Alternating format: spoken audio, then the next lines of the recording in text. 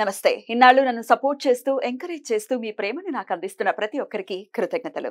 అలాగే ఈ వీడియో కూడా ఖచ్చితంగా మీకు ఉపయోగపడుతుంది. లైక్, షేర్ అండ్ సబ్స్క్రైబ్ చేసి మీ సపోర్ట్‌ని నాకు అందించండి. అలాగే ఈ వీడియో పట్ల మీకున్న అభిప్రాయాన్ని కామెంట్ సెక్షన్‌లో కామెంట్ చేసి తెలియజేయండి. ఇప్పుడు వీడియోని చూద్దాం. నమస్తే. Welcome to our channel. నేను పద్మిని. ప్రస్తుతంతో పాటు ప్రముఖ ఆధ్యాత్మికవేత్త, నారీసేన ఫౌండర్, దత్త ఉపాసకురాలు శ్రీమతి లతా దత్త గారు మనతో పాటు ఉన్నారు. మాట్లాడదాం. నమస్తే అక్క. నమస్తే రాజయ్య గురుదత్త. శ్రీ గురుదత్త. ముందుగా మీకు గురు పౌర్ణిమ శుభాకాంక్షలు. నీకు మన రెడ్ టీవీ సబ్స్క్రైబర్స్ అందరికీ కూడా గురు పౌర్ణమి శుభాకాంక్షలు. ఆ గురు కృప అందరి మీద ఉండాలి, అలాగే ప్రతి ఒక్కరి జీవితంలో కూడా గురు అనుగ్రహం ఉండాలి అని కోరుకుంటున్నాను. Thank you. You looking stunning. Great compliment. Thank you. నిజంగా వెరీ బ్యూటిఫుల్. చాలా అందంగా ఉన్నారు ఈ రోజు. ఏమిటి గురు పూర్ణిమ స్పెషలా? అవును, గురు పౌర్ణమి స్పెషల్. స్వామివారిని అలంకరిస్తాం కాబట్టి నేను కూడా అంతే అలంకరించుకున్నాను. లేదు అసలు మొత్తం రివర్స్ అవుతుంది. అందం అంతా కూడా మన మీద మిర్రర్ ఎఫెక్ట్ లో రిఫ్లెక్ట్ అవుతుంది. అంతే, స్వామి కృప. బ్యూటిఫుల్. ఇక గురు పూర్ణిమ ఆషాఢ మాసంలో వచ్చేటటువంటి పౌర్ణిమని వ్యాస పూర్ణిమ అని, గురు పూర్ణిమ అని అనటం మనందరికీ తెలిసిందే. అయితే వ్యాస మహర్షి గురించి మాట్లాడుకోనటువంటి రోజు ఉంది అని అంటే అది వ్యర్థమైపోయినట్టు రోజు అని ఖచ్చితంగా అనుకోవచ్చు. అవును, వేస్ట్ అయింది డే అని. ఎందుకంటే అష్టాదశ పురాణాలని మన కోసం శ్రమ కోర్చి రాసి ఇచ్చి ఆయన చేసినటువంటి సేవ అనితర సాధ్యం. ఆ ఋషి రుణం ఖచ్చితంగా తీర్చుకోవాలి. ఇలా ఆయన పుట్టినరోజుగా కూడా చూస్తారు, లేదంటే అష్టాదశ పురాణాలని కంప్లీట్ చేసిన డేగా కూడా ఈ పౌర్ణిమని చూస్తారు. కాబట్టి మరి చెప్పటక్క గురు పౌర్ణమిని ఎలా చేస్తున్నారు, పీఠంలో ఎలా చేస్తున్నారు, ఎలా వినియోగించుకోవాలి? అందున అది 21వ తారీఖు రాబోతోంది. అగైన్ 3 సంఖ్య. 21 ఆదివారం వెలుగు. చెప్పండి. అయితే అదే రోజు ఈశ్వరుడు ఆదియోగిగా కూడా, అంటే సప్తఋషులకి జ్ఞానాన్ని అందించినటువంటి రోజు కూడా అదే రోజుగా చెప్పబడతారు. అద్భుతం. అయితే దక్షిణామూర్తిగా, దక్షిణామూర్తిగా, ఆదియోగిగా, ఆదిశంకరాచార్యులకి తర్వాత ఆ పరంపర కొనసాగించింది కూడా ఆదిశంకరాచార్యులు. అందుకే ఆ రోజు అన్నిటికీ ఇంపార్టెన్స్ అన్నమాట. అంటే గురు శిష్యుల పరంపరని భూలోకానికి తీసుకొచ్చిన దినం, శుభదినంగా చెప్పుకుంటారు. గురు శిష్యుల అనుబంధం ఎలా ఉండాలి అని బోధించిన తత్వమే గురు పౌర్ణిమ అని అంటారు. పైగా వేదాల్ని మనకి ఉపనిషత్తుల్ని అందించిన వేదవ్యాసులు గారి జన్మదినంగా కూడా మనం భావిస్తాం. అవును. అయితే ఆ రోజు గురువుని ఆరాధిస్తే మనకు ఉండేటటువంటి అజ్ఞానం తొలగుతుంది అని మన శాస్త్రాలు చెప్తున్నాయి. ఎవరైతే ఆ రోజు స్వామిని వేడుకుంటారో, గురువుని ధ్యానిస్తారో, గురువు పూజలు చేస్తారో వాళ్ళ అజ్ఞాన అంధకారాల్లో నుంచి బయటకు వస్తారు. అద్భుతం. అప్పటి వరకు చీకటితో కమ్మిపోయిన జీవితము ఒక వెలుగులోకి వస్తుంది. ఆ గురు పౌర్ణమి ఎవరైతే జరుపుకుంటారో, అంటే ఆ రోజంతా కూడా ఎవరైతే గురు స్మరణతో జరుపుకుంటారో, అలాగే గురు ధ్యానం కానీ, స్మరణ కానీ, లేదా ఆ రోజు అన్నదానం కానీ, అభిషేకాలు కానీ, అలంకరణలు కానీ, ఏమైనా గురువుకి అనంతమైన సేవ చేసి ఆ రోజు గురు ఆరాధన ఎవరైతే చేస్తారో వాళ్ళకి విశేషమైన ఫలితాలు కలుగుతాయి. ఆ సంవత్సరం అంతా కూడా వైభవంగా ఉంటుంది వాళ్ళకని చెప్పొచ్చు అన్నమాట. అలాంటి అద్భుతమైన శుభదినం ఈ గురు పౌర్ణమి. అద్భుతం అక్క. పీఠంలో ఎట్లాంటి కార్యక్రమాలు జరగబోతున్నాయి? మన పీఠంలో సాక్షాత్తు శ్రీపాదుల వారే ఉన్నారు కాబట్టి ఆ రోజు ముందుగా చండీ హోమము, దత్త హోమం రెండు కలిపి కూడా చేస్తున్నాం. ఎందుకంటే ప్రతి పౌర్ణమికి చండీ హోమం అని అనుకున్నాను. ప్లస్ గురు పౌర్ణమి కాబట్టి గురువుకి సంబంధించిన దత్తాత్రేయ హోమం కూడా ఆ రోజు చేస్తున్నాం.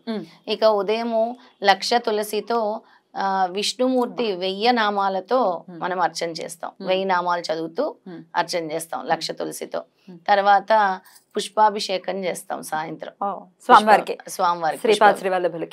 శ్రీపాద శ్రీవల్లభులకి పుష్పాలతో నింపేయాలని నా కోరిక. పుష్పాభిషేకం చేయాలని, అన్ని రకాల పుష్పాలతో కూడా ఆయనకు అభిషేకం చేయాలి. పుష్పాభిషేకం వచ్చిన ప్రతి ఒక్క భక్తులు కూడా చేసుకోవచ్చు పుష్పాభిషేకం. ఆ విధంగా శ్రీపాద శ్రీవల్లభ స్వామి అష్టోత్తరం చదువుతూ పుష్పాభిషేకం చేయాలని.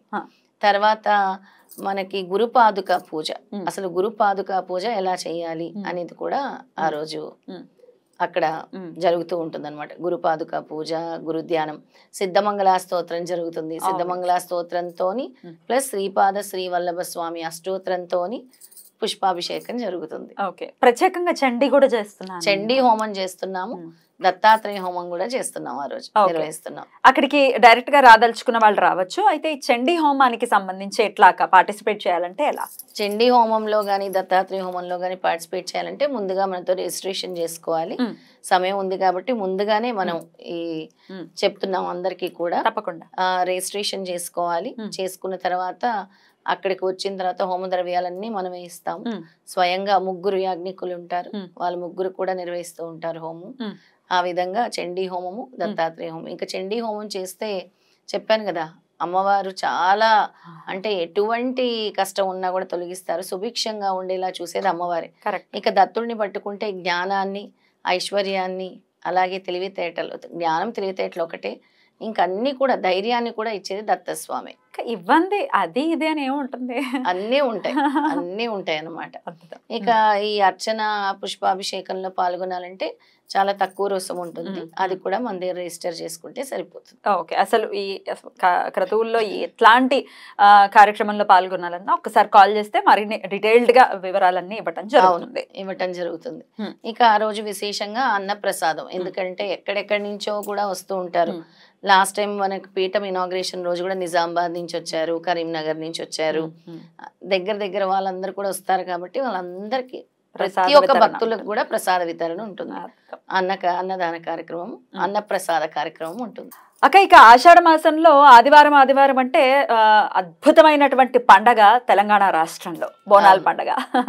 చాలా పెద్ద పండుగ, అసలు ఎంత వైభోగంగా జరుగుతుందంటే మాటల్లో చెప్పలేము. అసలు అమ్మవారిని అలంకరణ గాని, అసలు ప్రతి ఒక్క ముత్తైదు చక్కగా అలంకరించుకుని బోనం ఎత్తుకొని వస్తూ ఉంటే అందం వర్ణించలేము.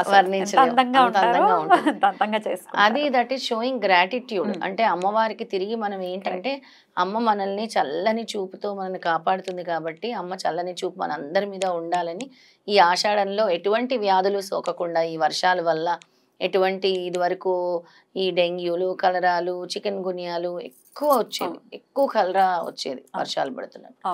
వీటన్నిటి నుంచి కూడా కాపాడేది అమ్మవారి. అందుకే ప్రతి ఊర్లో కూడా గ్రామదేవత పూజలు చేస్తూ ఉంటారు. ఆషాఢంలో మనం ప్రత్యేకంగా హైదరాబాద్ లో అందరూ కూడా అమ్మవారికి కృతజ్ఞతలు తెలుపుకోవటానికి ఈ బోనాల పండుగని నిర్వహిస్తారు. అద్భుతం. అది పౌర్ణమి నాడు వస్తోంది ఆదివారం కాబట్టి ఇంకా అసలు మాటల్లో చెప్పలేము. రెండు హడావిళ్ళు. గురు దేవాలయాలు, గురు పౌర్ణిమ, అమ్మవారి దేవాలయాలు కిటకిటలు ఆడిపోతాయి. అసలు అందరూ కనులారా వీక్షించాలి, వెళ్ళి గుళ్ళకి వెళ్ళి. అద్భుతం. అయితే నేను అందరినీ కూడా మన పీఠానికి స్వాగతిస్తున్నాను. గురు పౌర్ణమి వేడుకలకి అందరు ఎక్కడ వాళ్ళైనా రావచ్చు, వెల్కమ్ మన పీఠానికి. శ్రీపాదుల వారికి వచ్చి చక్కగా మీరందరూ కూడా పుష్పాభిషేకం చేసుకోవచ్చు, అలాగే లక్ష తులసితో అర్చన చేసుకోవచ్చు, అలాగే హోమాల్లో పాల్గొనదలచాలన్నా కూడా కాల్ చేయొచ్చు, లేదా ఊరికే చూడాలన్నా కూడా రావచ్చు. ఊరికే వచ్చి సిద్ధమంగళ స్తోత్రం చదువుకొని అన్నప్రసాదం స్వీకరించైనా వెళ్ళొచ్చు. కాకపోతే ముందుగా వచ్చే వాళ్ళు కూడా మనకు లిస్ట్ ఇస్తే దాని ప్రకారం మనం ప్రిపరేషన్స్ చేసుకుంటాం. అక్కడ మన రకరకాల అరేంజ్మెంట్స్ ఉంటాయి కాబట్టి ఖచ్చితంగా మనకి ఇన్ఫర్మేషన్ ఇవ్వాలి. ఒకసారి కాల్ చేసి లత గారి నెంబర్ కి కాల్ చేసి ఫస్ట్ రిజిస్టర్ చేసుకోవాల్సి ఉంటుంది ఖచ్చితంగా. రైట్. ఇక దూర ప్రాంతాల్లో ఉన్న వాళ్ళు చండీ హోమానికి సంబంధించి ఏమైనా గోత్రనామాలు ఇచ్చుకోవాలి, తప్పకుండా గోత్రనామాలు ఇచ్చుకోవచ్చు. వాళ్ళ గోత్రనామాలు అక్కడ చదివి మనము వాటిని కూడా మనము టెలికాస్ట్ చేస్తాం. తప్పకుండా. అద్భుతం. వాళ్ళ సంకల్పము, వాళ్ళ గోత్రనామాలు రెండు ఇస్తే రెండు కూడా మనం చేస్తాం. తప్పకుండా. అద్భుతం. ఒక మహిమాన్వితమైనటువంటి రోజు గురు పౌర్ణమి అంటే ఖచ్చితంగా ప్రతి ఒక్కరూ వినియోగించుకోవాల్సినటువంటి రోజు. ఇక ఎవరి ఇంట్లో వాళ్ళు చేసుకోవడానికి ఏదైనా చెప్తారా గురువుకి సంబంధించి? తప్పకుండా చెప్తాను. ఆ రోజు గురు ఆరాధన అనేది ముఖ్యమైంది కాబట్టి అందరూ కూడా గురు బ్రహ్మతో మొదలుపెట్టి గురు బ్రహ్మ, గురు విష్ణు, గురుదేవో మహేశ్వర, గురు సాక్షాత్ పరబ్రహ్మ, తస్మై శ్రీ గురవే నమః అనుకుంటూ ఆది గురు దత్తాత్రేయ స్మరణ గాని, విష్ణుమూర్తి స్మరణ గాని, ఈశ్వరుడు స్మరణ గాని చేసుకోవచ్చు. దత్తాత్రేయ స్వామిదైతే దత్త మూల మంత్రం ఓం హ్రీం ద్రాం దత్తాత్రేయాయ నమః అని చదువుకోవచ్చు, లేదా ఓం ద్రాం దత్తాత్రేయాయ నమః అని కూడా చదువుకోవచ్చు. ఈ రెండు విధాలుగా కూడా ఆ రోజు అనేక సార్లు జపం చేసుకోవచ్చు. కానీ వాళ్ళు ఎక్కడైతే ఉంటారో అక్కడ దగ్గరలో గురువు గుడిలన్నీ ఉంటూ ఉంటాయి కదా, గురువుకి సంబంధించిన దేవాలయాలు ఉంటాయి. అక్కడికి వెళ్ళి వాళ్ళు ఆ రోజు దర్శనం చేసుకుంటే మంచిది. ఇంకా అక్కడికి వెళ్ళి అక్కడ సంబంధించి పాలు పెరుగు లేదా అన్నదానానికి వాళ్ళకి తగినంత వాళ్ళు అక్కడ సమర్పించుకున్నా కూడా విశేషమైన ఫలితం స్వామివారు ఇస్తారు. పౌర్ణమి రోజు ఏ దానానికైనా వేరెట్ల ఫలితం ఉంటుంది. అలాగా అక్కడ అన్నదానానికి సహాయపడండి వెళ్ళి. అక్కడ గురు దేవాలయాల్లో జరిగేవి కానీ బోనాల చోట జరిగేవి కానీ అక్కడ అలా సహాయపడండి దేవాలయాల్లో. తప్పకుండా. అద్భుతం. చాలా అద్భుతంగా వివరించారు. మన పీఠంలో కూడా కార్యక్రమాలన్నీ చాలా అద్భుతంగా జరగాలని మనస్ఫూర్తిగా కోరుకుంటూ మరొక్కసారి మీకు గురు పౌర్ణిమ శుభాకాంక్షల్ని తెలియజేస్తూ నమస్కారం. నమస్కారం.